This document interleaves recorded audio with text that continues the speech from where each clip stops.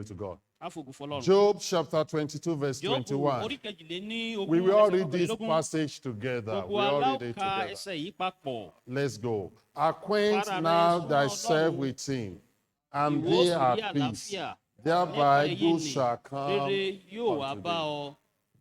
Thereby good shall come unto thee. And last week I read Philippians 3:10 too, and I will Ọ̀sẹ̀ speak tó more lọ, on that wọ́n sì today. àtúnkà nínú ìwé Today. Fílípì. So Philippians chapter 3 verse 10, I will Ìwé read this Fílípì orí kejì myself. ẹsẹ̀ ìkẹwàá mọ́dàkà. Philippians chapter 3 verse number 10. Ìwé The Fílípì Bible says that I may know him and the power of his resurrection and the fellowship of his suffering, being made conformable unto his death. Read it in Yoruba. Fílípì orí kẹta ẹsẹ̀ kẹwàá. Kémi kí o lè mọ̀ àti agbára àjíǹde rẹ̀ àti alábàápín nínú ìyà rẹ̀ nígbà tí mo bá faramọ́ ikú rẹ̀. Let's take a moment to pray to God. Father, we thank you today for another great opportunity to hear from you. You've given us this message that we started last Sunday. As we bring it to pass, Lord, help us to tap into the truth of this message. Amen. Help us to apply this truth to our lives. Amen. Help us to pursue this truth. Amen. Help us to try our best through your help to be doers of your word. Amen. Fill me with your power. Fill me with your clarity. Amen. Fill me with your eloquency, Lord. Amen. Give us the right words, the right illustrations, Amen. applications of your word this morning, Amen. so that we all be truly blessed. It will be what you really want for us, what you want to speak to us, oh Lord. Amen. So we surrender ourselves unto you. We pray for your help today. Amen. Thank you, Father, in Thank you. Jesus' name. Amen. Amen. You may be seated. Last Sunday, I said that there is something we call spiritual anemia Ọ̀sẹ̀ tó among lọ sọ Christians pé today. nǹkan ń bẹ tá à ń pè ní àìtó ẹ̀jẹ̀ láwa kìrìsìtẹ́nì lénìí. Spiritual anemia. Àìtó ẹ̀jẹ̀ ti ti ẹ̀mí. And the Bible says the life of the flesh is in the blood. Bíbélì sọ pé ẹ̀mí ti ti ẹran ara inú ẹ̀jẹ̀ ló wà. So when there's inadequate blood, that life is at risk. Tí ẹ̀jẹ̀ bá wá ṣe aláìtó irú ẹran ara bẹ́ẹ̀ ó wà One of nínú the ewu. things that shortage of blood does is that it hardly kills you immediately, except extremely when you have injuries or you are shot or injury and you are bleeding and they cannot stop it. It's so quick, you are dead.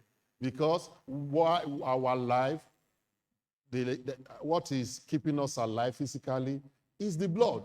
As it gets oxygen and go throughout the body, fueling the body. It's the fuel of the body that keeps the flesh alive. Ẹ̀jẹ̀ ó jẹ́ epo fún àgọ́ ara tó ń mú kí ara kó wà láàyè.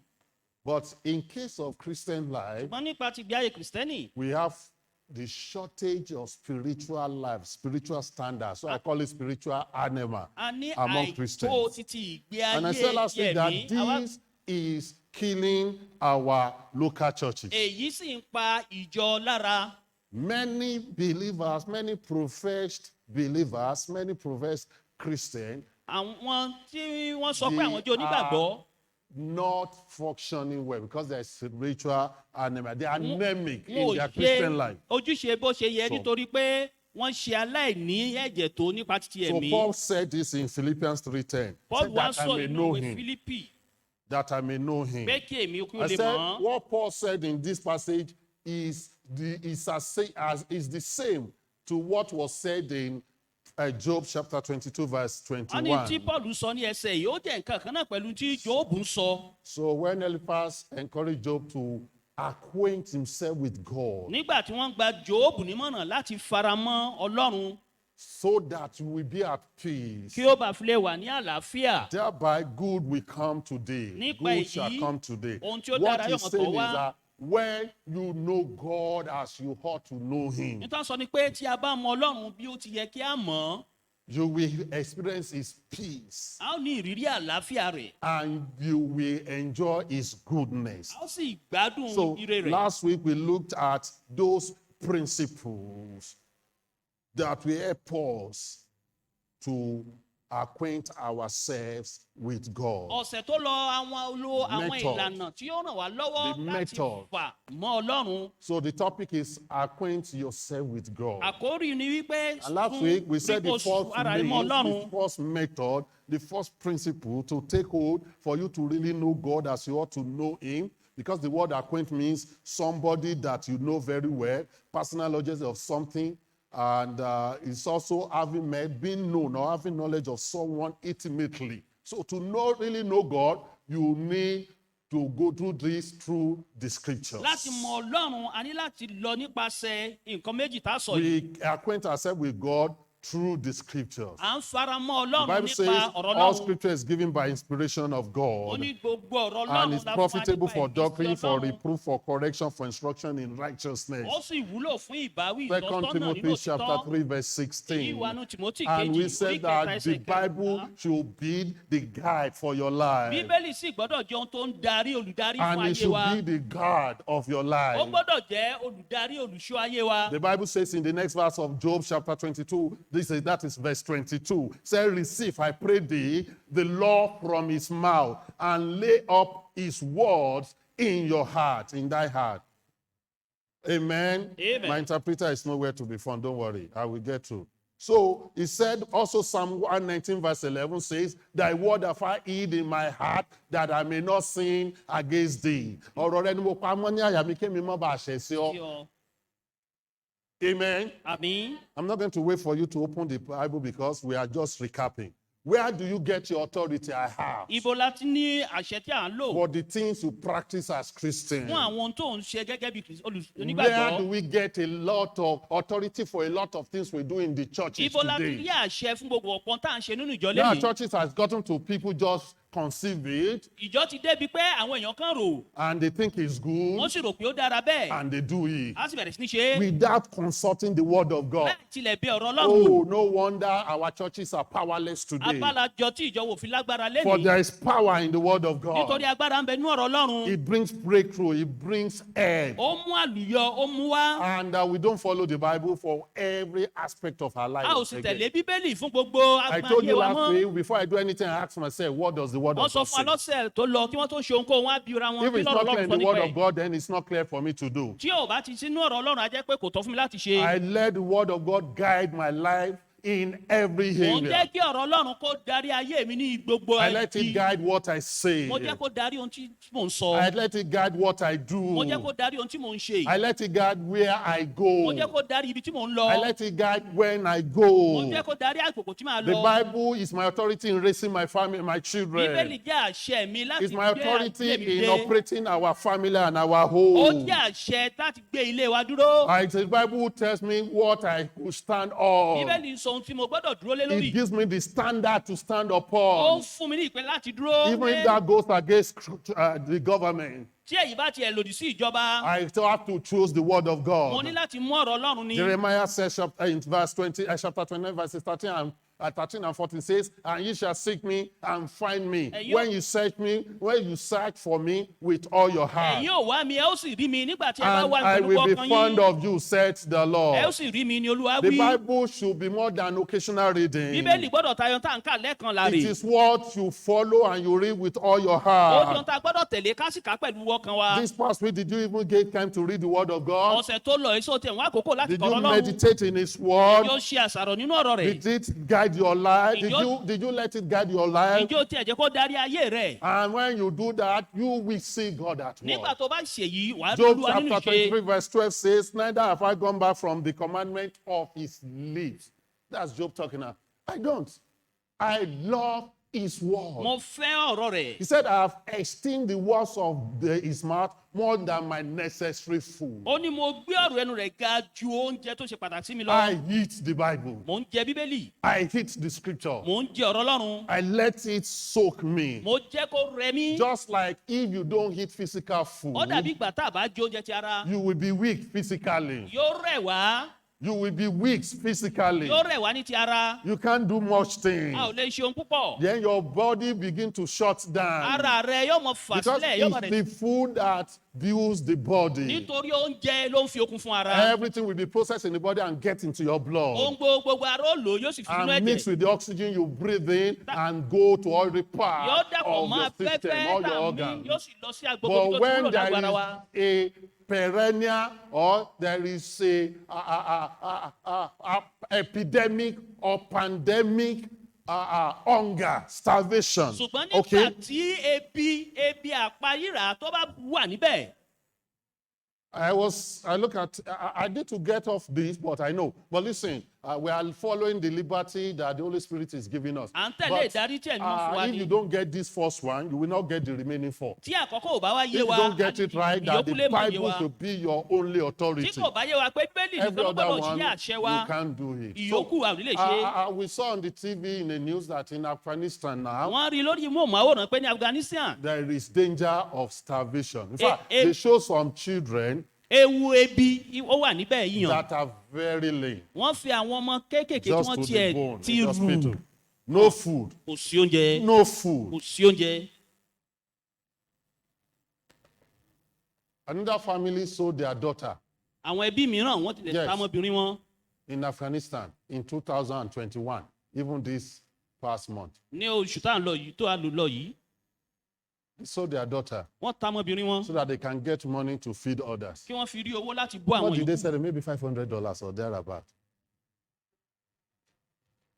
You say, that's a big money. It's not. Ẹni owó ńlá ni bẹ́ẹ̀ kọ́. $500, just 250,000 naira. Nǹkan bí ẹgbẹ̀rún Under méjì àbọ̀ owó ti Not bíbá that inú. big èèyàn. Ọmọ kékeré.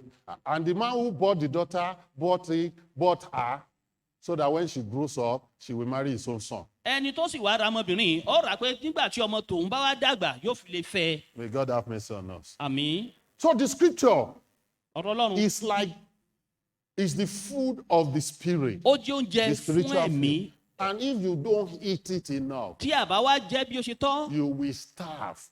ebi ó pa wá. You become anemic. Á di ẹni tẹ́jẹ̀ rẹ̀ You tó. become a weak Christian. Á jẹ́ onígbàgbọ́ That's tí why kò many of you, lágbára. because you are not strong in the word, Bí ọ̀pọ̀ wá ṣe ní nítorí pé a ò gbóná ní ọ̀rọ̀ that's náà. why you are so light that every wind is carrying you to and fro. Ìlà fi fúyẹ́ tí gbogbo ìjì tó fi ń sìn wá tọ̀tún That's tí why wá when you sósì. hear all those noises outside, you run there. Ìní tá a bá gbọ́ àwọn igbe níta á sáré lọ bẹ̀.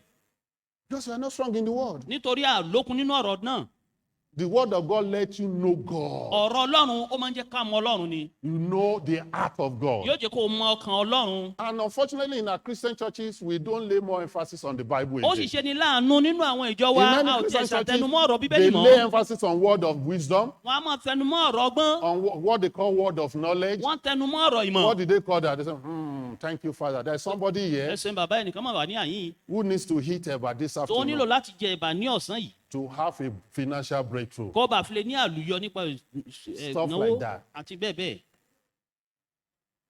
Let me tell you, Kí n sọ you fún don't wa. need me to tell you there's somebody here. Ó nílò kí n sọ pé ẹnìkan wà The níbí. Bible has told you you are here. Bíbélì sọ pé Study the ó wà word. níbí ìwọ Even Jesus faced the devil when the devil came with the temptation. Jésù ó dojú kọ èṣù Jesus nígbà tó used pé ìdánwò rẹ̀ ò dé. the then written established scripture. Jésù lo That's of àwọn God. ọ̀rọ̀ ìgbàanì tí a ti kọ tó sì fìdí No, múlẹ̀ nínú Jesus Bíbélì. with his power could have said to the devil that day, Satan, I bind you Jésù pẹ̀lú agbára rẹ̀ ìbá sọ fún Sátánì pé and I mo cast you kéde. into the bottomless pit. Mo sì sọ sínú ọ̀gbun ìsàlẹ̀. Those who pray that prayer, they don't understand the Bible. Àwọn tó ń The gbàdúrà Bible has bàbá already wọn told ò us lóye the Bíbélì. end when the devil will be cast out Bíbélì finally. sọ fún wa It's called pé eschatology. nígbà ìkẹyìn ni You see what yóò I'm ṣẹlẹ̀. saying? So the knowledge of the Bible guide my prayer. Òye Bíbélì ó ń darí ìgbàdúrà So mi. my prayer may not be catchy to you. Our prayers may not be fluent like all those. Àdúrà mi lè mọ fún wọn, ó lè mọ. But one gbọ́ thing I ìdáhùn know mi. you, our prayer is biblical. Ṣùgbọ́n nǹkan tí mo mọ̀ ni pé àdúrà wa bí And Bíbélì because ṣe it's fẹ́ ni. biblical, God answers them. Nítorí pé ó jẹ́ ti Bíbélì, Ọlọ́run Okay. dáhùn rẹ̀. So I don't have to say, obìnrin kan tó rà mí ṣe, obìnrin kan tó rà mí yìí ṣe, ogun ayé rẹ ti He ṣẹ́. doesn't to say a woman that could say obìnrin kan amen, sọ your bẹ́ẹ̀ problem bí. is being solved. Glory to God. Amen. So the Bible, the Bible. Bíbélì. B-I-B-L-E. You know that song? Ṣé mo rin ni? The B-I-B-L-E. Bí- And you know so about me call. Na, na, na, na, na, na, God, B-I-B-L-E. I don't know the rest. Don't mind. All I know, and that's a mistake. I should have known that song very well. All I love is that the B-I-B-L-E. Táwọn fẹ́ràn jù bẹ́ẹ̀ ni Bíbélì. Amen. Àmì The Bible. Bíbélì. Let it guide your life. Ẹ jẹ́ kó darí ayé You will wa. never go amiss. A ò ní ṣìṣe. You will never go wrong with the word of God. A ò ní ṣìṣe pẹ̀lú ọ̀rọ̀ Ọlọ́run. No.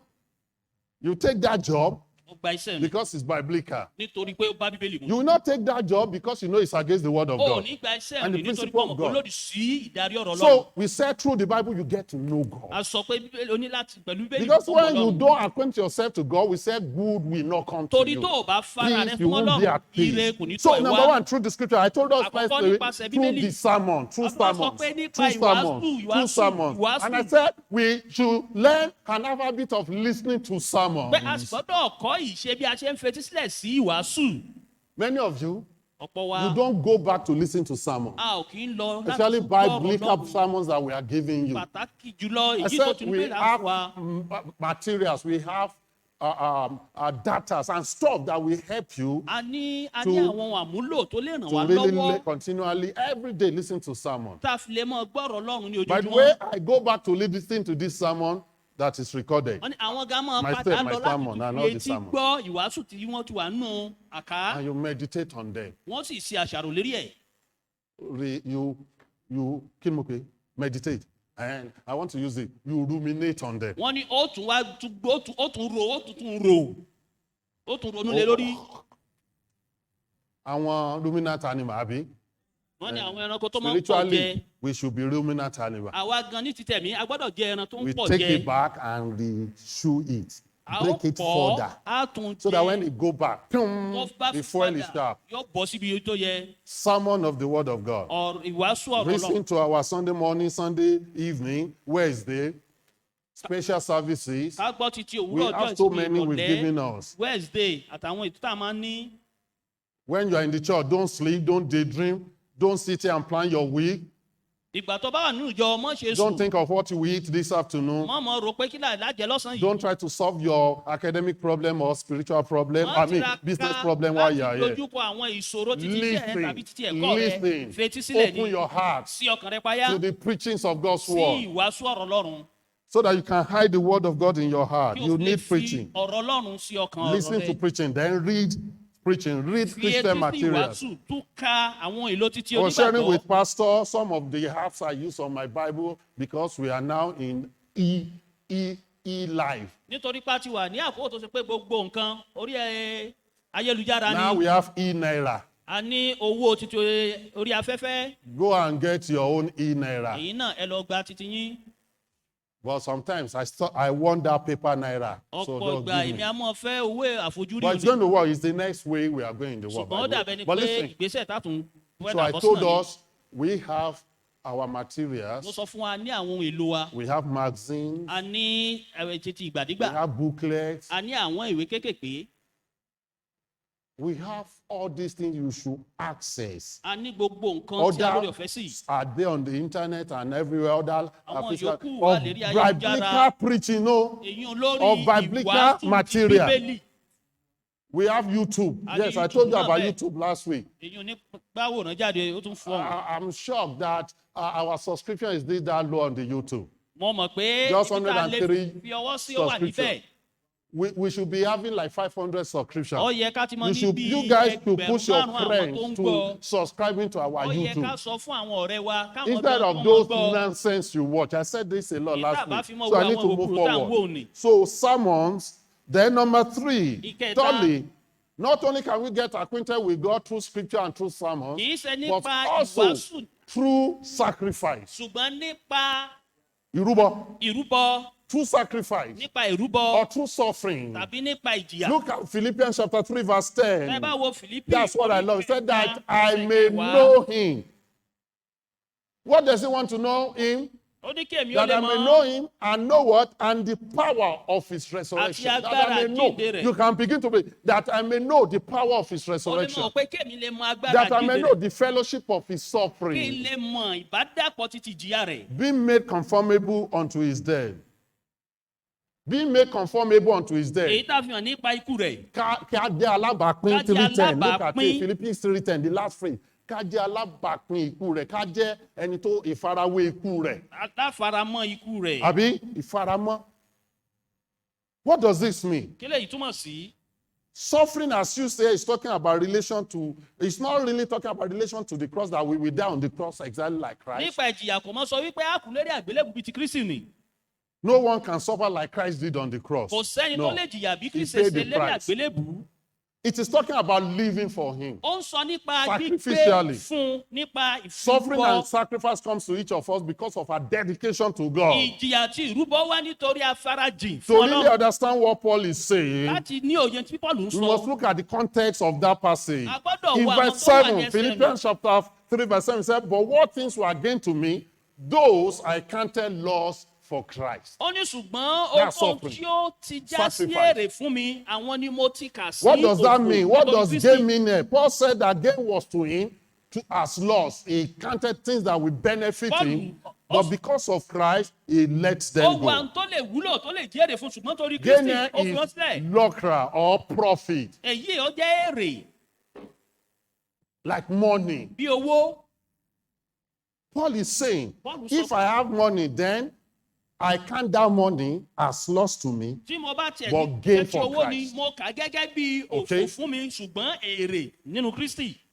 I sacrifice it for my own benefit, or from being my own benefit to the benefit of the cause of Christ. mo fi ṣe ìrúbọ èyí tí ó bá fi In wúlò other fún mi words, ṣùgbọ́n kó rather jẹ́ fún than Kristi. allowing money to control me, ètí ìbá fi jẹ́ kówó mọ darí mi I let it go for Christ. mo jẹ́ kí owó òun mo jọ̀wọ́ rẹ̀ torí ti When Kristi. money controls you in your decision, tí owó bá darí rẹ nínú ìpinnu rẹ then you are going to lose a lot. a jẹ́ pé wàá pàdánù ọ̀pọ̀. To some of you, you can't give to God sí àwọn kan ní wa a lè filẹ̀ fún Ọlọ́run because you want it for yourself, gain. nítorí à ń fẹ́ fún And the ara wa yẹn. model of Christianity being proposed, being preached out there is about your gain, your gain, your gain. àwọn nǹkan tó wà wọ́n ta ń bẹ̀ ni nípa But èrè Paul rẹ. said, no, not my gain, but Jesus' gain. Paul wá sọ pé kì í ṣe èrè tèmi ṣùgbọ́n ti Jésù.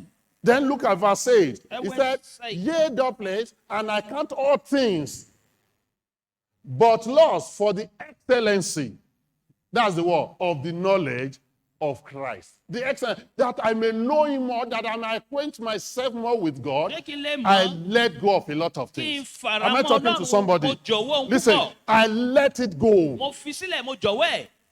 He said, for whom I have suffered the loss of all things, fún èyí tí mo ti jìyà ohun púpọ̀ and do count them but dung, that I may win bí Christ. mo sì kà wọ́n sí ìgbẹ́ And kí èmi being kí ó lè found jẹ́ in Kristi. him, not having my own láti righteousness, lè bá mi nínú rẹ̀. which Bẹ́ẹ̀ is ni of the law. òdodo So tí èmi that fara work mi. is not righteous work. It's not talking about I'm working for my salvation. Òyìn kan sọ pé mò ń Hello? ṣiṣẹ́ fún ìgbàlà He mi said, o. but that which is through the faith of Christ, the righteousness which is of God by faith. So Paul said, I'm saved by grace through faith in the Lord Jesus Wọ́n Christ. tún sọ pé mo dẹni But now ìgbàlà that nítorí I'm ọ̀fẹ́ ní saved, Kristi. I let it all for ṣùgbọ́n God, gbogbo tí mo for ní Christ. mo fi jọ̀wọ́ I count it fún all Kristi. as loss, mo ka gbogbo ẹ̀ sí that I òfò. may win Christ. What? Winning me out? Know him more. kí èmi ó bá lè mọ Jésù sí Walk with him more.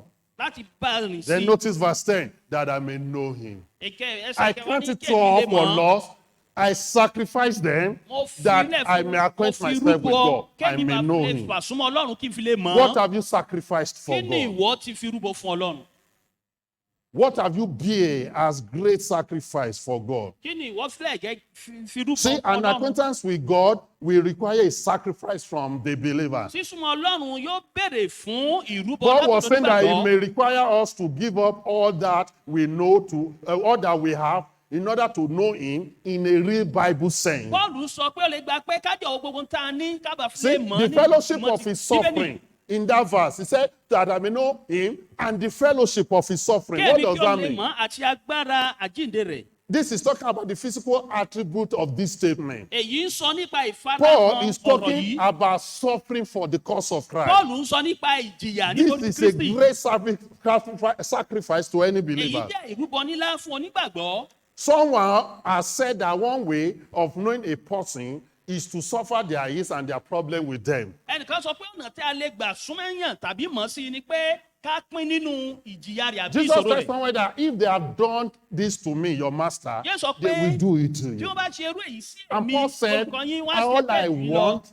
is to know Christ. ó ní gbogbo ohun tí mo fẹ́ ni láti mọ Even Kristi. if that fellowship is to identify with his suffering bí and ìbáṣepọ̀ suffer tó bá for the jẹ́ cause pé of the ká mọ̀ gospel. nípa ìjìyà rẹ̀ ní Look at ìjìyà 2 nípa Corinthians ti- chapter 10, verse 25 to verse 27. 2 Corinthians chapter 11. 2 Corinthians chapter 11, verse 25. The Bible says, thrice. This is Paul talking here, talking about the fellowship of the suffering for the cause of the gospel, for the cause of Christ. He said, thrice was I beaten with rods. nígbà mẹ́ta lè a fi ọ̀gọ́ lù mí. Once was I stoned. ẹ̀kan ṣoṣo lè a sọ mí lé òkúta. Thrice I suffered shipwreck. ẹ̀mẹ́ta lé ọkọ̀ rì mí. A night and a day have I been in the deep, ọ̀sán kan àti òru kan ni mo wà nínú ibú. trapped. That's what he say. In journey often, ní ìrìn àjò nígbàkúgbà. in perils of waters, nínú ewu omi. in perils of robbers, nínú ewu àwọn ọlọ́ṣà. in perils by my own countrymen, nínú ewu àwọn ará ìlú mi. in perils by the heathens, nínú ewu àwọn kèfèrí. in perils in the city, nínú ewu nínú ìlú. in perils in the nínú wilderness, ewu ní aginjù. in perils in the sea. nínú ewu lójú Listen to òkun. this. In perils among false brethren, fake nínú ewu believers, fake láàrin believers. àwọn èké arákùnrin. Then verse 27, in weariness and painfulness, nínú làálàá àti ìrora. in watching often, nínú ìṣọ́ra nígbàkúgbà. in hunger nínú ebi and thirst, àti òǹgbẹ. in fasting often, nínú àwẹ̀ nígbàkúgbà. in cold and nakedness, nínú òtútù àti ìhòhò. that he may be partaker of the fellowship of his suffering, kó bá a fi jẹ́ that he may alábàápín know nínú ìjìyà God, rẹ̀. just for the cause of Christ. nítorí ti Kristi. Do you know that Paul was supposed to be among the leaders? ìjọ mọ̀ pé Pọ́ọ̀lù ó yẹ kó wà láàrin àwọn In adarí. his days, he was educated. ní ọjọ́ títí ẹ̀ ó jẹ́ He ọ̀jọ̀gbọ́n. was a graduate. ó jẹ́ ọ̀jọ̀gbọ́n. But you will call him that he had PhD. a ti ẹ̀ sọ wípé ọ̀jọ̀gbọ́n Well wá ní- educated. ó lóye ó kàwé dáadáa. He belongs to the clan, those who become part of the Sanhedrin, the rulers of his ó people. wà láàrin àwọn sàyẹ́ndírì àwọn tí ń darí àwọn ènìyàn wọn. And most important from physical point, he was a natural born Roman citizen. ní ti ti ara ó jẹ́ ẹni tí a bí. Oh, ní you ti don't know what that means. Róòmù ọmọ Róòmù You know, nítòótọ́. some of you wish you are born in America. nígbà tí ọ̀pọ̀ wa tó wà kí wọ́n bí wa ní Amẹ́ríkà. Amen. àmín. So that you can travel there anytime you like. ká lè rìnrìn àjò lọ síbẹ̀ níbo wà tó You bá can wà. go to many advanced worlds, Ó lè lọ sí advanced àwọn countries, orílẹ̀-èdè developed ńláńlá, countries. àwọn orílẹ̀-èdè tó If you dàgbà. are a citizen of some of those countries, tó o bá jẹ́ ìkan nínú you àwọn don't need ọmọ to be ìbílẹ̀ begging àwọn for orílẹ̀-èdè visa náà. and visa denied. No, O ní lọ lámọ̀ just tí enter, máa they wá stamp your ìwé passport, you ìrìnnà go mọ́. out and come. ẹ sì wọlé bó ṣe So wù for yín. being a citizen of that country in Wípé this world jẹ́ today ọmọ ìbí gives you orílẹ̀-èdè a náà. lot of benefit. ó fún yín ní ọ̀pọ̀ àǹfààní. And we have people who deny such citizenship just to, or who do not stay in those countries that are missionaries, that are preaching Christ, suffering, a denying sì jẹ́ àwọn themselves. ènìyàn tí wọ́n jẹ́ ọmọ ìlú ni ṣùgbọ́n tí wọn ò gbé níbẹ̀ ṣùgbọ́n wọ́n ń lọ wọ́n rìnrìn àjò ká láti wàásù Kristi. You remember the story in the book of Philippians? Ẹ rántí ìtàn tó wà nínú ìwé in the Fílípì. city of Philippi, ní in the ìlú book of Acts, Fílípì. when Paul and Silas were beaten, nígbà tí wọ́n ń lu Pọ́ọ̀lù àti Sílà. and the political leader there, for political expediency, just let them suffer. tí àwọn tó wà níjọba nítorí títìjọba wọ́n jẹ́ kí wọ́n jìyà. They suffered. wọ́n jìyà. And what happened? kí ló sì ṣẹlẹ̀? At the middle of the night, the lọ́gànjọ́ òru magistrate said Paul should go and Silas. àwọn tó aláṣẹ wọn ní kí Pọ́ọ̀lù àti Sílà kí wọ́n jáde You wọn know lọ. what Paul said? ẹ mọ̀ tí Pọ́ọ̀lù wí. You put us to shame publicly? No. Ẹ dójú We are tì wá. looking forward to our day in court. I'm paraphrasing ní it. gbangba Because I am a Roman citizen. àwọn dúró de The Bible àsopọ̀ says when that magistrate heard that Nígbà he tí said, I'm adarí a gbọ́ yìí, natural Roman citizen, pé mo naturally jẹ́ born. ọmọ ìbí Because ti then, Róòmù. people were paying fortune to become Roman nítorí gbà citizens. ní àwọn èèyàn wọ́n ń san owó ńlá láti di ọmọ róòmù. So it's like you get green card, and from green card you naturalize yourself to become an American. bí ìgbà tá a gba ìwé gírìn òní láti parẹ̀ tá a sì di ọmọ amẹ́ríkà. So Paul was saying, listen, I am born a Roman citizen. paul wá sọ pé a bí mi ní gẹ́gẹ́ bí ọmọ róòmù. The Bible said when that magistrate heard, he started to shake. nígbà tí Ah! aláṣẹ ń gbọ́ ó bẹ̀rẹ̀ sí What í I'm bọ̀. saying is this, Paul had so many privileges, ìtàn sọ ni pé paul ó ní so ọ̀pọ̀ many àǹfààní opportunities ọ̀pọ̀ àǹfààní to become a political leader, láti di adarí nípa to títí become financially viable, láti di olówó to ọlọ́rọ̀. become what we are now pursuing in Christian churches that we call success, ó di ohun tí gbogbo wa ń lé nínú ìjọ lẹ́yìn tá à ń pè prosperity ní of material àṣeyọrí. things. ìní ohun gbogbo But we are jẹ́ dying spiritually. ṣùgbọ́n We are adíjẹ ní suffering adẹ́nilẹ̀. from spiritual anemia. à ń jìyà Paul nípa said, if you really want to know ó God, sọ pé tó bá tẹ̀ if you fẹ́ mọ́ really want to lọ́run be acquainted with tó bá fẹ́ God, súnmọ́ lọ́run you need to sacrifice. o ní láti ṣe You need to ìrúbọ let o go. ní láti fi ọ̀pọ̀ sílẹ̀ You need to say no to certain o ní things. láti sọ pé rárá sí ọ̀pọ̀ ohun. Whew.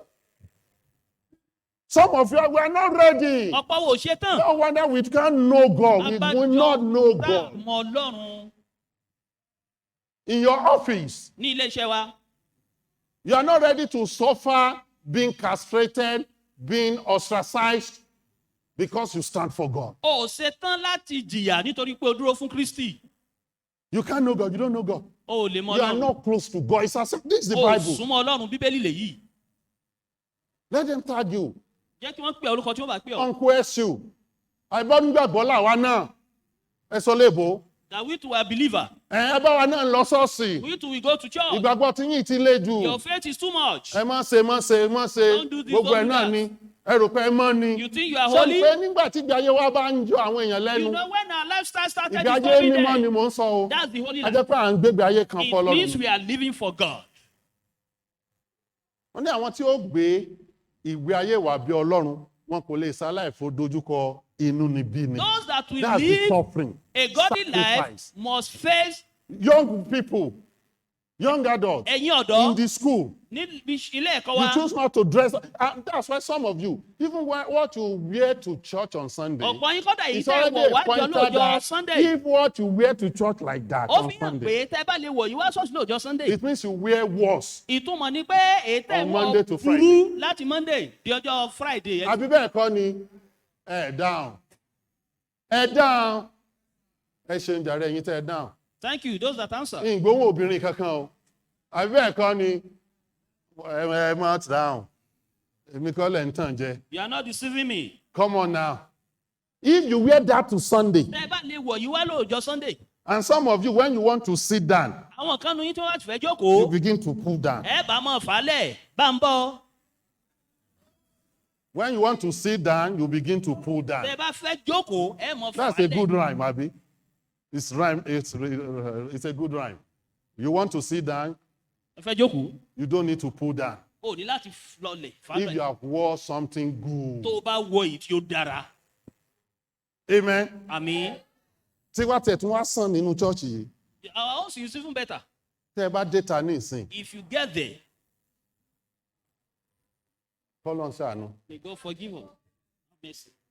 But you need to stand apart. ṣùgbọ́n o gbọ́dọ̀ dúró yàtọ̀ ni. You don't have to dress like them. o ní láti múra bí wọn. You don't have to talk like o them. láti sọ̀rọ̀ bí wọn. You don't have to go like o them. láti rìn bí wọn. You don't have to behave like o them. láti wà bí wọn. Some of you just, because you are not strong in the Bible, you know that's where we are begin, through the Bible. You are not strong in the Word of God. nítorí pé olókùn All you are lọ́rọ̀ running about is what is in vogue. gbogbo tẹ̀ ń lé ni tó gbajúgbajà. You don't know, this is not in vogue. èyí ló wà ń ta báyìí. And that's why some of you boys, ìdílé táwọn kan náà wọ ọ̀dọ́kùnrin. you put your pint under your buttock line. ẹ bá gbé Yeah. àwọ̀tẹ́lẹ̀ ẹ gbé síbẹ̀ rẹ̀ And you báyìí. show them. And some of you, in fact, many of them, their underwears is even dirty. ọ̀pọ̀ wọn sì ní àwọ̀tẹ́lẹ̀ nǹkan tiẹ̀ ti dọ̀tí. Oh, come on, pull it up. fásókè. And by the way, you've not seen Sagi, no? Sagi call it and say you. ságìnsì kọ́lẹ̀ tẹ̀ ń ṣe yìí o. Èmi rí Sagi dáadáa ni I really sell sagi. ní gbogbo ìrìn àjò mi sílùú Amẹ́ríkà all tá a my bá ti journey lọ to báyìí. America once we go Àgàgà there láàrin àwọn dúdú wa. even among the negro. Ṣé bí Sagi ń ta àwọn ọmọ Nàìjíríà déédéé bíi ní Monday? Nigeria sagi it reach here. Sagging táwọn ọmọ l'Amẹ́ríkà. Their own sagging Ibi tí over ṣòkòtò there, máa ń wà ní. it will be Ní at ìṣeré o. this place. Ibi ìsàlẹ̀ ibi òkè tán báyìí. Below the buttock at the Yóò time. wà. Wọ́n wà máa rìn báyìí. And they'll be walking like this. Ìtẹ́yìn wá rínú tẹ́ ń ṣe. That's what you What see and you follow. What is in vogues? Ẹ mọ̀ pé wèrè ló wà in vogues ni. Ẹ mọ̀ pé normal mọ̀ bá. It means you are no more normal. Ẹ ṣéyàn normal ẹni tó ń ṣí ìdí sílẹ̀ so normal. If you are normal, will you be walking naked? Ẹni kò normal. Say for normal. Ṣé wọn náà normal? Are you normal? So tí wọn náà bá ń wọ̀ ó ṣe kí ni? If you put such on, it means you are not normal. Mo rò pé ó sọ fúnra rẹ̀ ni pé mi Until ò you normal. say you are Ẹ kẹ̀ jẹ́ sọ́wọ́ tèmi náà bá ń wọ̀ mi ò normal. Ó yẹ If sọ I bẹ́ẹ̀. put such on, I'm not normal. Say it. Wọ́n sọ ò normal ìfẹ́ gbọ́ yẹn. Oh normal, it's not. See, you can't say you know God with that O lè lifestyle. sọ pé ọmọ Ọlọ́run pẹ̀lú ìgbé ayé báyìí. Yesterday, Ní àná, and I'm going to a very dangerous area, wọ́n fẹ́ Precipice. lọ sí agbọn I bíi saw tó something léwu of díẹ̀. an acquaintance that we know. I won't say more than that. Ẹni And I saw their Facebook wọ́n wá rá àwọn kan lórí Post. Facebook. or whatever, social media, Instagram. And these are people, when we talk, or sometimes we talk, they also pray in Jesus' name. Àwọn ènìyàn yìí tá a bá ń sọ̀rọ̀ àwọn náà Gbogbo máa aṣọ gbàdúrà ló kọ ìdílé lórúkọ Jésù. Jésù and so on. And they have beers, Wọ́n wá kó ọtí, and alcoholic drink, ọtí ó tó lógógóró nú. and having good time. Wọ́n wá ń ṣàríyá. Christian náà nù. Onígbàgbọ́ ni wọ́n o. So mọ Ọlọ́run dáadáa báwọn. Is he acquainted Ṣé to wọ́n rò pé o God? mọ Ọlọ́run bí Paul ṣe mọ̀ Do you báwọn? think you are acquainted to God as Paul? A lọ lọ́jọ́ Monday sí Saturday, a lọ gbégbé ayé We tí ò fi go Christian. from A rò Monday pé to nígbà tá a bá wá Saturday, chọ́ọ̀chì lọ́jọ́ living a Sunday. life that doesn't glorify O rò pé Christ. hashtag àfúlà ló wá tọrọ ni. You think you come to O rò church pé Ọlọ́run wá rí for bá ni. hashtag life? Jésù tèmi èsè yín o. Jesus is not like that. Come on, right? My Jesus is not that. Jésù mi ò rí báwọn. Your Christian life must be from Monday to Sunday. Ìgbé ayé Kìrìsìtẹ́nì And to the láti next Monday Sunday, and to di the next Sunday, Sunday. di Sunday kún mọ́. And if you are going to live that, you will make a lot of Tọ́ba sacrifices. wá ṣe yìí, That's what ọ̀pọ̀ Paul is ìrúbọ ló saying. ṣe. You make a lot Sorry. of Ó sacrifices. ṣe ọ̀pọ̀ You let go of ìrúbọ. some career. Ọ̀pọ̀ ló fi I told sílẹ̀. you about one of our young men Mo sọ fún yín nípa àwọn ọ̀dọ́kùnrin wa that kan had the opportunity to work at BAT, Tó ní British àǹfààní American Tobacco. láti ṣiṣẹ́ And to níbi tí him wọ́n he ti ń ṣe said, sìgá. oh, it's not biblical. Tó sì ní rárá kò No, gbọ́rọ̀ that's why I lọ́wọ́. said that's number one. Mo ní ìyẹn I've làkọ́kọ́. read the Bible. I've listened to Mo ti ka Bible Bíbélì, sermons. mo ti gbọ́ ìwàásù I've Bíbélì. studied the scriptures Mo and tún sí àgbéyẹ̀wò ọ̀rọ̀ Ọlọ́run. I've listened to a lot of scriptural Mo fi sermons, etí sí ọ̀pọ̀ and ìwàásù I am Bíbélì. convinced that this is not right for a Ó Christian sì to dá mi do. lójú pé èyí ò tọ́ fún Kìrìsìtẹ́nì láti ṣe. Ẹ mọ̀ báyìí bí sọ pé kì í ṣẹni tó mú nìkan ṣùgbọ́n àwọn tó níní dídùn Forget táwọn what tí Bible kì í ṣàwọn tí ń ṣe nìkan báwọn tó níní dídùn àwọn tó ń kópa ń bẹ̀. Reverend kò yé yín iṣẹ́ wá Nàìjíríà jù bá ń lọ. Reverend, you don't. That's why number one. Àkọ́kọ́ nù. Number three, sorry. Bí kẹta. Suffering, sacrifice. If Ìrúbọ ìrúbọ tó jìyà tó lẹ́gò. ìrúbọ God Christ. Paul said, I count them all for as dung that I may win in Christ. ní mo ka Jésù, gbogbo ẹ̀ torí láti rí i Jésù. pé torí Just for my Jésù Christ, I'm not going to do it. No matter what I suffer, no matter what I lost, gbogbo tí ìbá là things that kọjá should be gbogbo a tí ìbá gain to me. pàdánù èyí tí ọba jẹ́rìí yes, fún I'm mi going to suffer that loss. ìfi Because I want, listen, to know more of God. I want to be Nítorí close to my God. mo fẹ́ mọ I want Jésù to sí walk fellowship mo of his fẹ́ suffering. súnmọ́ Ọlọ́run mi. So fẹ́ this dá young man mọ̀. said no. And I told you last week, Akùnrin sọ pé rárá some of his colleagues, they curse him. mo sọ pé àwọn ẹlẹgbẹ́ rẹ̀ kan Ẹ tí ì rí bú. ẹ̀yin lẹ mọ́ sọ illustration yẹn tó sojú yín lé epo in the filling station.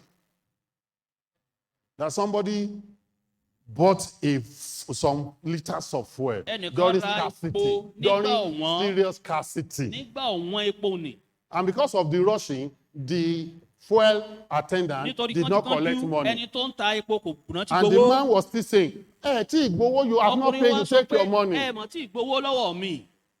The man has already sold others. Ọkùnrin tí ń ta tàwọn Oh, yòókù. and the attendant even collected it and didn't say thank you. Ẹni Of tẹ́ course, kọ́, he ọba may be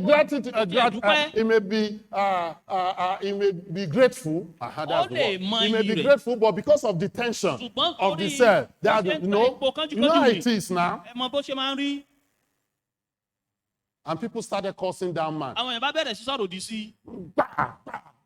Beating him even physically.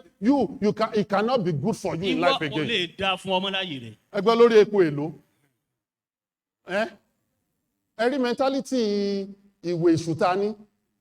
Ṣé ìfàlẹ́yìn? Ogun ológun. Ó wá rò pé bùkún ti dé bọ́. But that guy suffered for doing the right thing. ṣùgbọ́n ọkùnrin ó jìyà nítorí pé ó ṣe ohun tí ó tọ́. Years ago, I was talking, we were witnessing somewhere. Ọdún díẹ̀ But those sẹ́yìn, people were talking à ń ṣèjẹ́rìí about bí something. They kan. said, somebody saw 1 million naira. wọ́n wá ń sọ̀rọ̀ pé ẹnìkan ó rí And 1 they million gave it naira. back. ọba tún dá padà. And the same thing they said, kò lè soríire mọ́ náà wá láyé sọ pé kò mọ̀ lè ẹ̀. sórí Kí ló sọ mọ́nì. bẹ́ẹ̀ fún ọ? Who said that? Èló ni 1 million? Nígbà What yẹn is the gan, million? Even then, if you see 10 million today, you won't give it tó o bá back. rí 10 million Tẹ̀sí mẹ́ni lẹ́yìn tó kò ní ní dá tó padà. ń ké òun san. And you know the owner. Fa, mo tẹ̀ ń sọ pé tẹ́ ẹ bá rí, ebi torí àwọn fi ń ṣe yahoo yahoo. And people Is that say not why you go previously, into yahoo yahoo? That's why most go to To rob and trick and you think you will be blessed. láti jalè níbẹ̀ ẹ̀ ṣòro pé ẹ̀dá lábùkù fún. A Christian life will say no to all that. ìgbé ayé kìrìsìtẹ́nì ò sọ pé rárá sí gbogbo irú nǹkan burúkú báyìí. No, for Christ. Rárá o torí ti Kristi. It's a sacrifice. Ó jẹ́ ìrúbọ. It's a fellowship of his suffering. Ó jẹ́ ìbádàpọ̀ To take a ìyà stand rẹ̀ láti mú for the ìdúró Lord. fún Olúwa. To suffer those losses. Láti jẹ ìyà àwọn Because tó we want pàdánù to yìí. stand firm, want to stand true to the word of Torí pé God. mo fẹ́ dúró tiri fọ́rọ̀ Ọlọ́run. I'm not going to do that immorality. Mo ò ní ṣe ohun àìtọ́ yìí. I won't say myself as Mo ò prostitute. ní tara mi gẹ́gẹ́ bí onínàbí. No. Rárá o. That is false to let go thing. And that young man that rejected Bat, I told you today, he's now in America doing good work. Tó sì kọ́ iṣẹ́ Great work. kásìgáńlẹ̀, ó wà l'Amẹ́ríkà tó ń ṣe tó Built dára house for his mom Ó and sì so on. kọ́ ilé fún Beautiful. ìyá ẹ̀ tó dára tó dùn wò. Ṣé ìgbà tí ò gba Bat kò wá sórí rẹ̀? When he didn't collect bath, isn't he successful? Ìgbà tí ò gbàdán tí ò gbòǹbẹ̀, Ọlọ́run sì fún ní kí ni ẹyẹlé funfun, so to speak. I'm just using as analogy, kì í ṣe tògùn o. Yorùbá ní wọ́n sọ pé bàbá rádàn á mọ̀ fún bẹ̀ fúnpọ̀. O nílò àdán, ò nílò òǹbẹ̀, ìbùkún Ọlọ́run wà. Amen. Sacrifice, suffer it. Ìrúbọ jìyà rẹ̀. Stigmatization, castration. Ìkọ̀sílẹ̀, They won't talk to you. wọn ò ní bọ́ sọ̀rọ̀. Let it be your testimony that when you are talking, ó tún ti Bible náà ni Jẹ́ kò kó mọ̀jú yí ọ, Bible kó wà nìkan ní lọ. ọkàn rẹ. That should be your testimony. Èyí gbọ́dọ̀ Hello. jẹ́rìí rẹ̀. In fact, by the way, when people know your standard, they won't joke with you Táwọn again èèyàn bá on tiẹ̀ that. mọ ìdúró rẹ, wọn ò ní bọ́ ṣe fi ṣàwàdà pẹ̀lú ẹ mọ́. In peril. Then he said, being made conformable to his death. That's still Philippians 3:10. Being made conformable to his death. That, listen, I am dying to myself. Pé mò The ń Bible says, I die daily. ó ní mò ń kú ní ojoojúmọ́. How many of you are ready to die for Christ physically for the cause of our faith? Mélòó ló ṣe tán láti kú fún Kristi ní ti tara torí ìgbàgbọ́ wa? Many of our brethren are dying in the north. They are being killed. Àwọn ará wa ní òkè They just ọya call them Boko Haram. They call them bandits. It's a lie. Wọ́n- It is spiritual genocide against our brethren. wọ́n They pa are killing wọ́n Christians. pa àwọn èèyàn wa ní ibẹ̀ ni. And they are still standing for God. Wọ́n sì tún àwọn èèyàn sì tún dúró fọlọ́run. Some of you, if it rains, you won't come to church. Àwọn kan nu wa bójú bá rọ̀ lásán àníwá ṣọ́ọ̀ṣì. Though we like to sing, bí iná bá ń jó, èmi ò tẹ̀lé Jésù. Bá tilẹ̀ fẹ́ràn Bójò orin bá ń òní. rọ̀, èmi ò tẹ̀lé Jésù. Bí iná bá ń jó, bójò rọ̀, mo tẹ̀lé. Do you know that song? You know, Ẹ wá mi ibi tán fi bàjẹ́. Dúró dè mí Jésù. Yóò dúró dé ọ. stay for me Jesus. No. Amen. Ṣé àwọn kórìí yẹn létà márùn-ún? Dúró dè mí Jésù kí n lọ dópin. Jésù mọ́ bínú mo kọ́kọ́ fẹ́ lọ gbádùn ayé Jesus, kágbó dé don't mi. be offended. Let me Yóò first dúró go and dé ọ. enjoy my life. He's waiting Wait for for you. me. I'm coming. That is not the Bible. Bíbélì kọ́ léyìí. In rain, in fire, Nínú òjò, nínú iná. that's why Paul listed it. He said in everything. Ní Paul fi sọ ní nínú gbogbo. He listed it. Ó kọ síbẹ̀. Stripe, in rain, in peril of water, Nínú òjò, everywhere. nínú gbogbo Fellowship of his suffering. ìdàpọ̀ pẹ̀lú ìjìyà rẹ̀. Conformable to his death. Fífa So sacrifice means that we are faramọ́ ikú rẹ̀. willing to allow God to provide all our needs for us instead of going for wrong business or wrong A ṣetán láti deals. fi ohun tá a nílẹ̀ fún un ní èyí tá a bá fi mọ́ tọ ohun tí kò tọ́ lọ.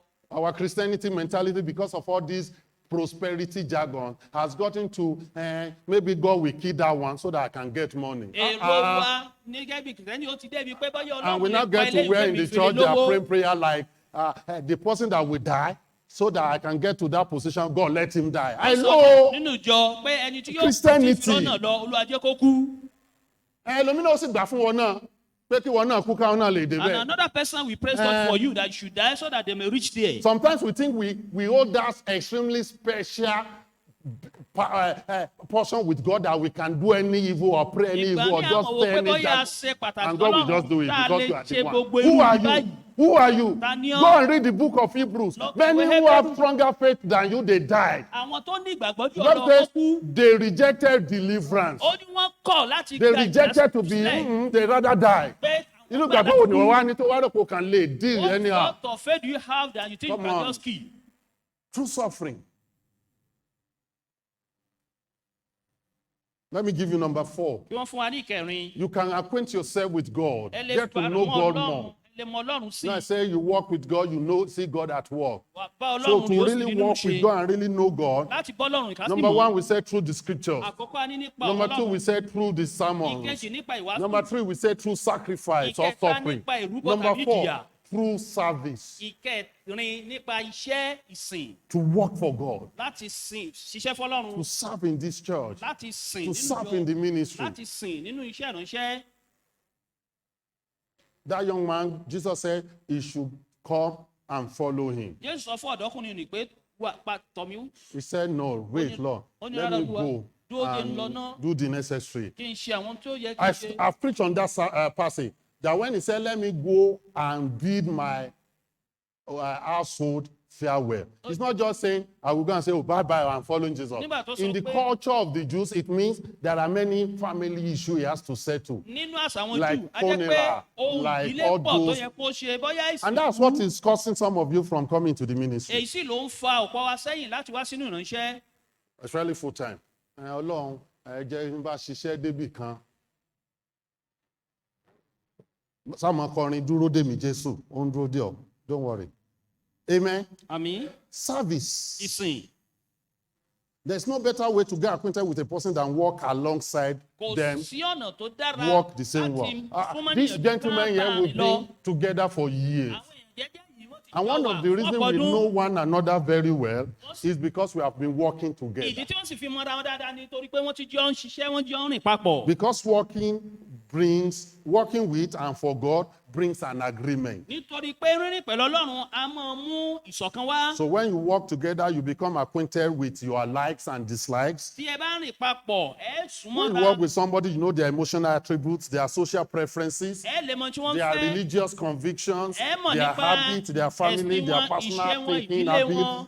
etc. Àti You gbogbo will nǹkan wà ní. consider yourself to be well acquainted with them. Ẹ rí wípé ẹ ti súnmọ́ wọn, ẹ sì mọ̀ ń pa wọn dáadáa. Amen. Àmín. The same is working for God, Bákan náà ni serving God, sísìn Ọlọ́run. serving God. Sísìn Ọlọ́run. That brings agreement. Amos chapter 3 verse 3 said, can two work together except they be agreed? Ó ní méjì a lè rìn papọ̀ láì jẹ́ pé wọ́n ṣọ̀kan bí. In sports, especially team sport, Nínú eré ìdárayá. when teams, they have quality, Nígbà tá a bá ní àwọn igun kan, world-class players. ó ní àwọn tí wọ́n. For those of you who watch football, Báwa tá a máa wo bọ́ọ̀lù for my aláfẹsẹ̀gbá. American brethren online, when we say football in Africa, we are talking about soccer. Tí wọ́n bá Okay? fútbọ́ọ̀lù náà, sọ́kà So, àfẹsẹ̀gbá. We look at soccer, football in our place here, and when a team is well blended, Bọ́ọ̀lù aláfẹsẹ̀gbá ni tí àwọn ẹ̀ka kan tí wọ́n bá wọra they do well. Wọ́n á They máa ṣe win dáadáa. trophies. láti. But we've seen some teams, they Ṣùgbọ́n- have individual stars, Ẹ rí àwọn qualities. ẹ̀ka kan tó ṣe pé wọ́n ní How àwọn many of you kọ̀ọ̀kan tí remember wọ́n yá the dá days yàtọ̀. of the Galacticos in Real Madrid? Àwọn ọ̀dọ́ yẹn yín ò lè mọ̀, don't worry. The days of the Galacticos. Galacticos nígbà tó wà Ṣẹ́yìn ní náà mọ̀? Madrid. Ọmọ ìwé ìwé. Ẹ mọ̀ Galacticos? Ìwé Èèyàn kan ni Galacticos. Ọlọ́run ṣàánú.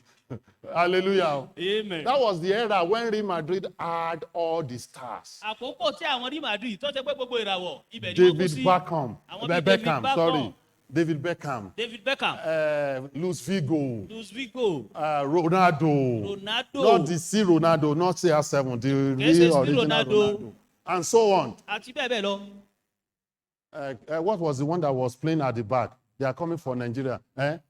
No, back in the that place left. Roberto Carlos, thank you. And so on. There were so many. wọ́n ní wọ́n pọ̀ ń bẹ́ẹ̀. And during that, then, what is the Baba? Zinedine Zidane. ìkan náà tún nù. The professor of football. They were all together. But they put them together, but they did not blend. They wọ́n did not kọ́ be papọ̀ together. ṣùgbọ́n They wọn ò didn't win. wọra wọn ò ṣọ̀kan. You know what of the cause of their downfall? ẹ mọ tó gbé wọn ṣubú. There was one between them that really know them well, and really, his name is Makalele. ìkan bẹ tó mọ̀ wọ́n And they thought dáadáa. it's not, he was the one that they did not say as the star. So they sold him. wọn ò wá rí i gẹ́gẹ́ bí ìràwọ̀. Which one? Rashidi Yekini, Egbo. Rasidi Yekini tiwa ni. Reverend, you don't know it, sir. Sorry, you don't know it. Rashidi Yekini was not part of the star. Amen. Thank you, Reverend. But sir. But really, listen. ẹ gbọ́. When Makalele left, wọ́n nígbà Makalili tó kó ń bẹ̀. everything collapsed. gbogbo nǹkan dàrú. It does.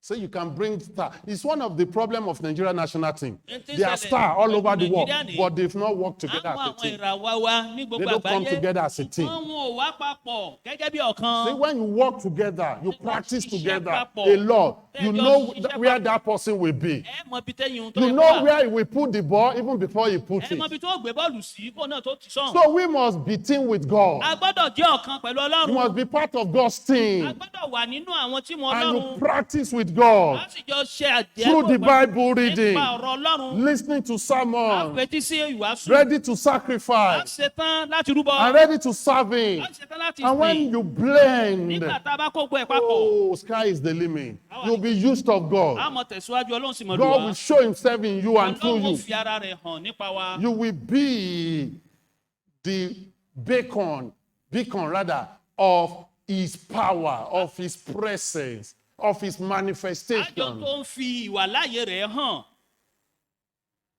Lastly, ètò kan yìí. say you acquaint yourself with God ó ní ó fara mọ́ through the Ọlọ́run. scripture, through sermons, through sacrifice, Nípa and through ọ̀rọ̀ service, working with God for long. nípa iṣẹ́. Lastly, bọ́lọ́run ṣiṣẹ́. through speaking. ìtọ́kàn ẹ̀ nípa We ìsọ̀rọ̀. try to use S. Through speaking means prayer. nípa ìsọ̀rọ̀ Through jẹ́ supplication. àdúrà. ẹ̀bẹ̀ àdúrà. You communicate with God through prayer. ó ń bọ́ Ọlọ́run sọ̀rọ̀ nípa àdúrà. And as you communicate with Him through prayer, He will communicate with you through His word. bó o ṣe ń bá a sọ̀rọ̀ nípa And àdúrà you òun ó begin mọ̀ bẹ́ẹ̀ to sọ nípa know ọ̀rọ̀ Him. rẹ̀. You are talking to God. I said this last week. a sọ yìí lọ́sẹ̀ tó lọ. Exodus chapter 33. Quickly, I will read those verses because of our time. But listen, there we saw Moses. It's a long passage. ó jẹ́ ibi tó gùn. Exodus chapter 33 from verse 7 to 16. Quickly, you don't need to read in Yoruba. Listen to this. And Moses took the tabernacle and pitched it without the camp, afar off from the camp, and called it the tabernacle of the congregation. That's the tent then. And it came to pass that everyone which sought the Lord went out of the tabernacle of the congregation, which was without camp. So they know that's the place to pray, to seek God. But that is them. Doesn't work much. Now, listen to this in verse 8. And it came to pass when Moses went out unto the tabernacle that all the people rose and stood everyone at his tent door and looked at Moses until he was going to the tabernacle. And it came to pass as Moses entered the tabernacle, the cloudy pillar descended and stood at the doors of the tabernacle. And the Lord talked with Moses. And all the people saw the cloud pillar stand at the tabernacle door. And all the people rose up and worshipped every man in his tent door. And the Lord, verse 11, I love this. And the Lord spake unto Moses face to face, as a man speaketh unto his friend. And he turned again to the camp. But his servant Joshua, the son of Nun, a young man, departed not out of the tabernacle. Verse 12, and Moses said unto the Lord, see that thou say unto me, bring up these people, and that thou, and so on and so forth. Amen. Amen.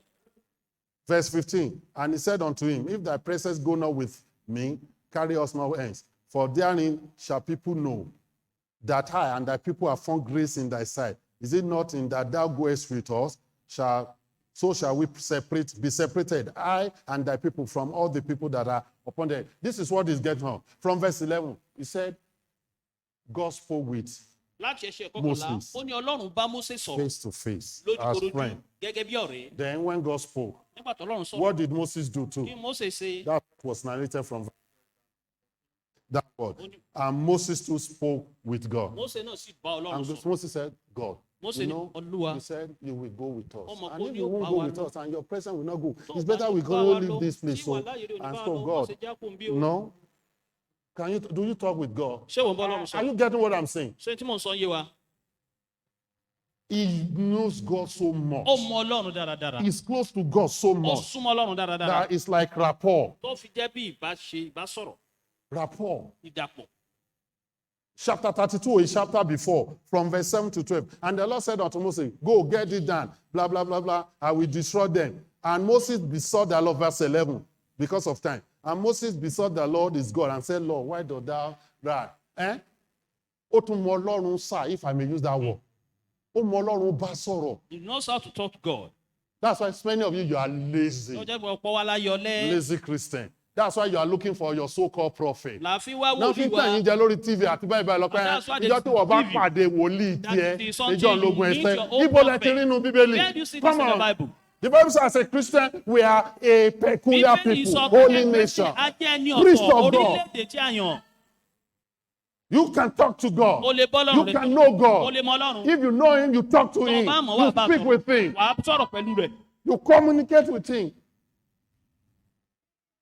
And if your life is biblical, based on the scripture, Tí ìgbé you ayé have rẹ̀ spoken bá wà out to lórí Christ, Bíbélì, you listen ó to gbáradì fún someone, Kristi, you serve ó ń God, gbọ́rọ̀ you Ọlọ́run, sacrifice ó ń for the sin cause of Ọlọ́run, God. I mean, ó ń you rúbọ get fún- to know God to where you speak with him. ọmọ Father, ọlọ́run débi pé òun bá I sọ̀rọ̀. know I didn't get this job because I know it's against the bàbá Bible. mo mọ̀ pé mi ṣe iṣẹ́ mi ìgbìrìṣẹ́ ìgbà torí pé ó lòdì I know sí if I get this job, I will be out of your mo will. mọ̀ tí n bá rí iṣẹ́ yìí ń kò nínú ìfẹ́ But rẹ̀. then, Lord, I need ṣùgbọ́n work. síbi olúwa I need a iṣẹ́. good job. mo nílò iṣẹ́ tó dára. And I've seen brethren, mo sì ti rí people àwọn of ará God, àwọn testimonies Ọlọ́run, about. My àwọn own ẹ̀rí, testimony is one of it. ẹ̀rí tí wọ́n jẹ́ kan nínú rẹ̀. That when we choose God When nígbà tá a bá and mọ we Ọlọ́run, choose to follow God tá a sì and we ṣetán let láti go tẹ̀lé of a Ọlọ́run, lot tá a- and we sacrifice a tá a lot sì farajì just fún- for that we may win Christ. Pé ká bàa We fi lè counted jẹ́ ti a lot Kristi. as dung, A ka like gbogbo Paul ìyókù said kó tó ti it, lọ ni. and we decided to serve God Tá a sì and pinnu to láti follow sìn, God láti and to tẹ̀lé do Ọlọ́run, His will. láti ṣe ìfẹ́ rẹ̀. We gain to be able to speak with God more a ó lè and bá Ọlọ́run communicate with sọ̀rọ̀ our sí Father. i a sì bá bàbá wa sọ̀rọ̀. By the grace of God, that's how I pray. pẹ̀lú orí ọ̀fẹ́ Ọlọ́run bí mi ṣe ń gbàdúrà rèé. I don't have to call fire 7 kí ni times. láti pe iná ní Àní ẹ̀ẹ̀mejì. ẹ̀mọ Ọlọ́run, You don't know God. ẹ̀mọ Ọlọ́run, You do not know God. ẹ̀mọ Bíbélì. You do not know Bible. Orúkọ Jésù lẹ́ẹ̀méje, orúkọ Jésù, orúkọ Jesus Jésù, takes 7 orúkọ Jésù, orúkọ Jésù, orúkọ Jésù. Ibo ló wà nù Bíbélì? Where do you see it in Ẹ the Bible? dákun, let's get real. ẹ jẹ́ ká kó yé wa. Go and read the epistle when Paul is praying. ìwọ lọ He kà prays nígbà tí Paul bá ń gbàdúrà like normal talking. bí ìgbà tá à ń sọ̀rọ̀ báyìí ni. Lord, Father, I Olúwa come to you. bàbá mo tọ̀ wá. And begin to discuss. wọ́n sì God, bẹ̀rẹ̀ sí sọ̀rọ̀.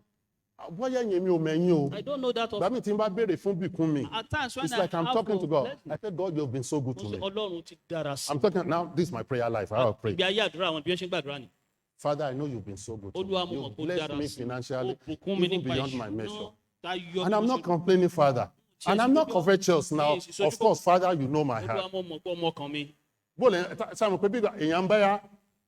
bàbá yẹn sọ̀rọ̀. But Lord, I want more blessing. I want more financial blessing in this Mo fẹ́ area. ìbùkún These are the nípa needs ìṣúná ní agbègbè that àwọn are in tá a our nílò lives or in our nínú ministry. ayé wa tàbí nínú And we iṣẹ́ need ìránṣẹ́. this blessing, A this sì nílò breakthrough ìbùkún for yìí. that. A nílò And Father, àbáyọ I yìí. pray that you give Olúwa, to mo us, please. gbàdúrà fífún In the wa. name, you I say I should Jésù. ask in Jesus' name. Mo ní So kí n béèrè I'm lórúkọ asking in that blessed name, Mo ń Jesus béèrè ní Christ. orúkọ Father, alábùkún bring ní this Jésù. blessing, Olúwa, provide ìbùkún this ìtọ́ mi or wá. this particular Mo ṣe need. yìí lérí nǹkan yìí.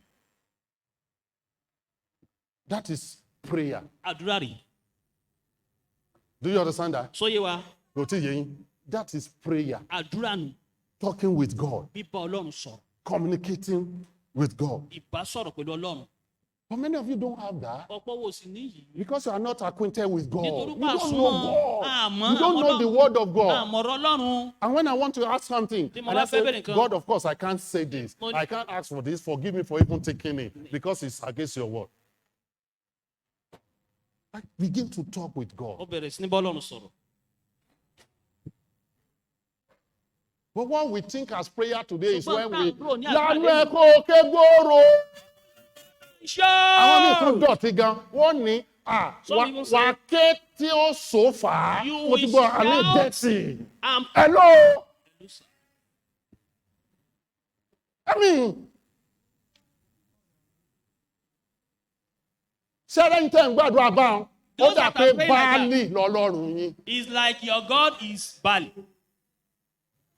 Come on now, listen. Yeah. Ó dà pé because that's in the Bible. Now I go to the Bible. Torí bó It ṣe was wà ní Elijah and the prophet of Baal. Elijah When àti said they wòlíì shouted, ni wọ́n they gbàgbọ́ cried, pé they told themselves, wọ́n ké tí wọ́n they fi said, Báálì gbọ́ ti wọ́n wá. ní Báálì gbọ́ ti wá. Báálì o. Bali. Oh, Bali. Elijah even said, maybe he's sleeping. Elijah wá ní So the more you shout, he will wake up. Bóyá tẹ bá ké dáadáa Maybe he yóò has traveled, or Tàbí ó maybe ti a rìnrìn àjò. visitor is disturbing him. He can't give Tàbí you àwọn attention. àlejò kan dà God, láàmú. shout. Ẹ̀kẹ́. That's the prayer you are looking Àdúrà for. tẹ̀ ń gbà wá kánú. But when it was the turn of Elijah, the man who acquainted himself with God, the man who knew God, the man who was so close to God, he said, put water, pour, let it fill. Then Elijah went like this, paraphrasing. God, I want people to know you are the Lord above all this. And the challenge has been put in place that the God who answered by fire is the Lord. I mean, the Lord who answered by fire is God. So, God answer with fire that three people may know. Simple.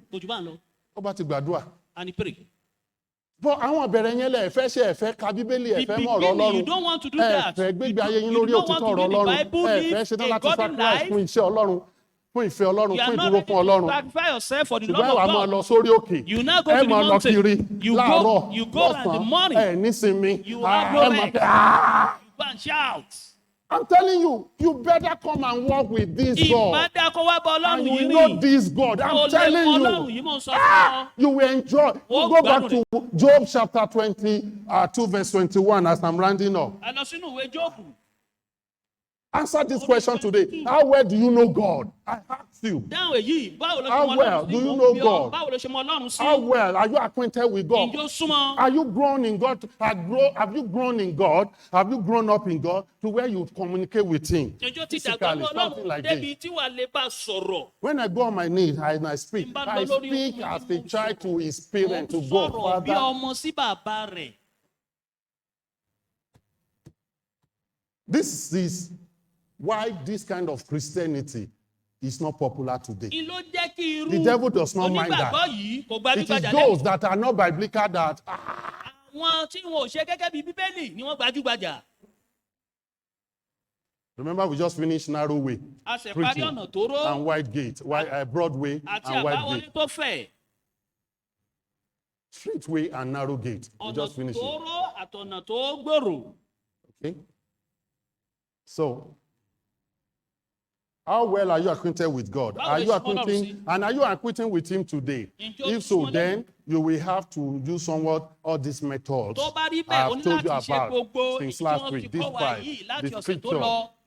sermon, Ọ̀rọ̀ Ọlọ́run, ìwàásù, suffering, ìjìyà, service, iṣẹ́ and speaking with God. àti ìbásọ̀rọ̀ pẹ̀lú You Ọlọ́run. get to see God at work in your Ó life. sì rí Ọlọ́run nínú ìṣe Are náà you yìí. on talking terms with Him? Do you know Him well enough to Yóò speak to tilẹ̀ Him mọ́ dáradára as láti often bá a as you sọ̀rọ̀ wish? bí ó ṣe nígbà gbogbo bó ṣe yẹ. Amen. Àmín. Mo ń bá àwọn ará mi kan sọ̀rọ̀ I was táwọn máa ń talking with gbàdúrà. some of my brethren. I've turned to Yoruba. People online, please bear with me. I feel more to go there. Máa ń sọ̀rọ̀ fún wọn. Àwọn tí wọ́n ń ṣe, àwọn tí wọ́n ń pe orúkọ Jésù tí wọ́n yà so. Mo ní wọn kan lẹ́gbẹ̀ẹ́ tí wọ́n kẹ́. So tá a bá wá ń sọ̀rọ̀, wọ́n máa ń sọ àṣàdúrà lẹ́yìn gbẹ́ mi wọ́n bá wí o. Àdúrà rìndọ̀rìndọ̀. Àdúrà tí ò ní nánú. Àdúrà Father, help me, bless me. Gbàtàn bá sọ tí wọ́n tán tó wá kàn tèmi máa ní ọ̀dà. Ẹ̀yin tẹ́ ń ké tó fún yín ya. Àdúrà yín wo ló gbà tó tèmi? I challenge you. Mi sọ tówó gan. A sì pẹ́ lọ́wọ́ lọ́n pọ́ lọ́n bùkún wa. Mi sọ tówó. Mo ń sọ ti fọkànbalẹ̀ nínú Olúwa. Mo ní ẹ̀yin dẹ́pẹ́ ẹ̀ ń kéèké ẹ̀ ń sá kiri ni. Tí àkùkọ bá kọ lẹ́gbẹ̀ẹ́ yín, kòrókòkò wàhálà dé sí yín. ọkàn yín ò balẹ̀ mọ́ àwọn ayé tó sì mí débi olúwa wọ́n tún sá lọ́nu orí òkè wọ́n ní gbẹgbẹ kí ni ìfọ̀kànbalẹ̀ gbọ́ nǹkan tí fásitì sọ acquaint now that said with God and be at peace. Be at peace. If they are born, look at it. Be at peace. And thereby, good shall come unto thee. Even in suffering, you still have peace.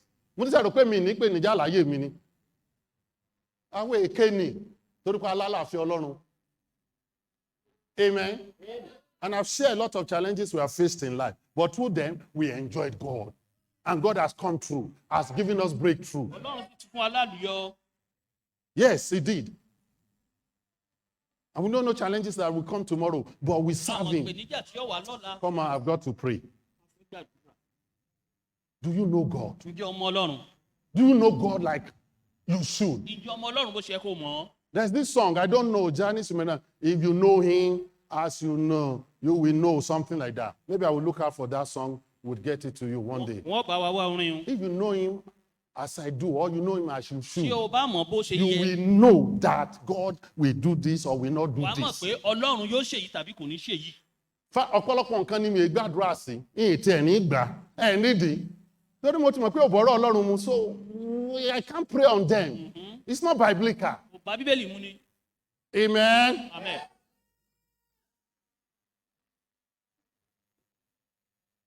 Ìwọ tó fẹ́ lọ gba contract tí ẹ ti lu jìbìtì lé lórí. Hello, now let me step on that.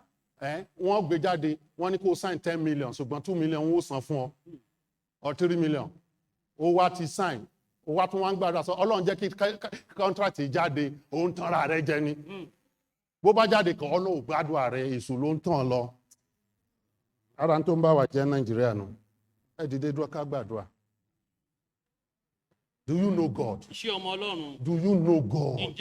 As you ought to know Him. Do you know God? Do you know God? I tell you, if you will know God as you ought to know Him, you use these five. They are there on the board. Through scripture, through sermon, through suffering or sacrifice, through service, and through speaking, that is prayer. It's as simple as that. You use these five. You can count it with your 5 fingers. You use it. Every day, you read the word of God. Every day, you speak with God. You speak to God. Every day, you are ready to let go. And if it will cause you suffering, you are ready to sacrifice just to honor God and to bring His glory. And you are ready to serve Him and do His work. I'm telling you, the Bible says you will be at peace. Thereby, good will come unto you. Say, God, help me. Lord, help me. Lord, help me. I need you. I need you.